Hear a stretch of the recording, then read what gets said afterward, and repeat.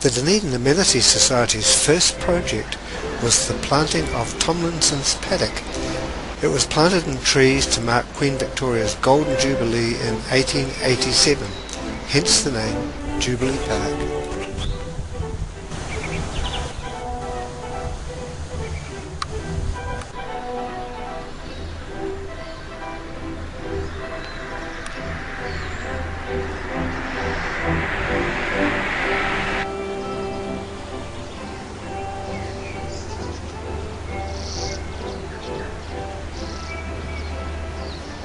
The early plans show the reserve with much the same layout and function as today.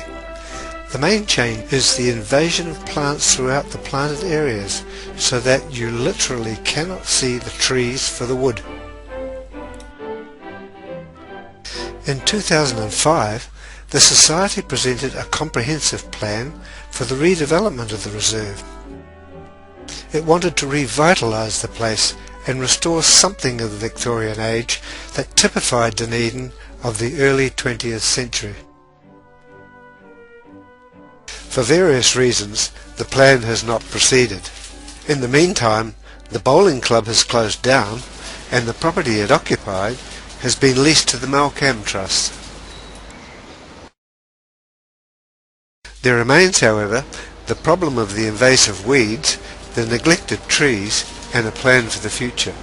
We believe that the concept originally put forward by the Society should be pursued, that is, to release the major trees from the invading vegetation so that the arboretum can be seen as envisaged.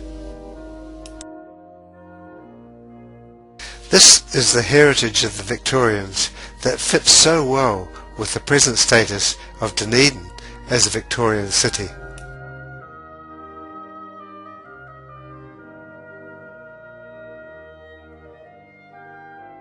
We will now take you on a tour of the areas where the landscape can be restored. First, the Oak Walk, which is still recognisable.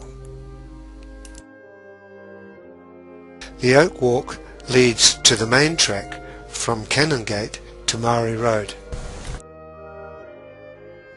This leads on to a large clearing where the old pond was situated. You can still see where the old pond was.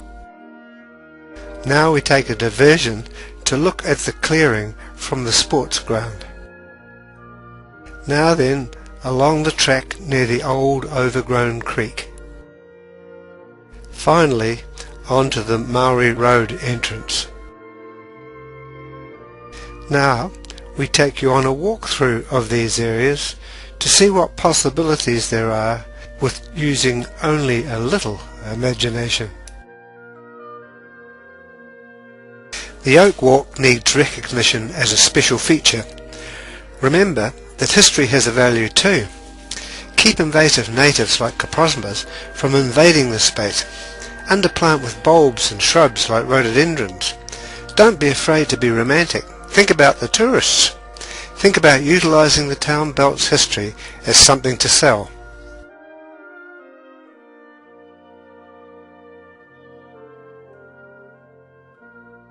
It can look a bit like this. It will cost little more than at present.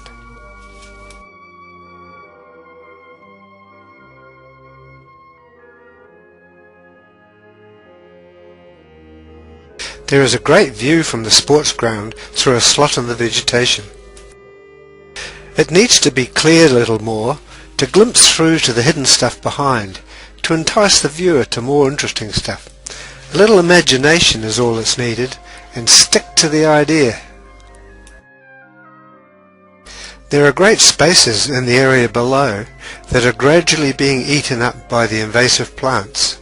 Worse still, without an overall concept, ad hocism has crept in, with plants appearing in what little space there is left. That is how you create a jungle, with no opportunity to see the space. We do need a clear plan. The little pond that was in the earlier maps could be reinstated. It is technically possible. All it needs is the will and the courage to deny the doomsdayers. The natural creek has also been overgrown and is lost to view. Clear the vegetation. We can have it back. It is a natural linking element and a feature to enjoy, no matter that it is also a drain. Again, notice the glimpse through the trees to the distant plantings. Finally, we come to the Maori Road entrance to the park. What an apologetic statement. The place needs to be announced as a place of interest for people to want to go into it. At the moment, it is a sinister area where people are fearful to venture. The Victorians would have had the vision, the vigour and the courage to sort this out. Where is ours? Well, there is a better place to make an entrance, a little further up the road. Now, this is much more inviting.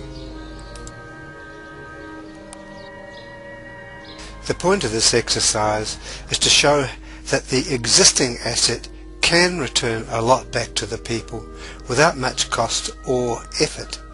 Just a little bit of gumption and common sense.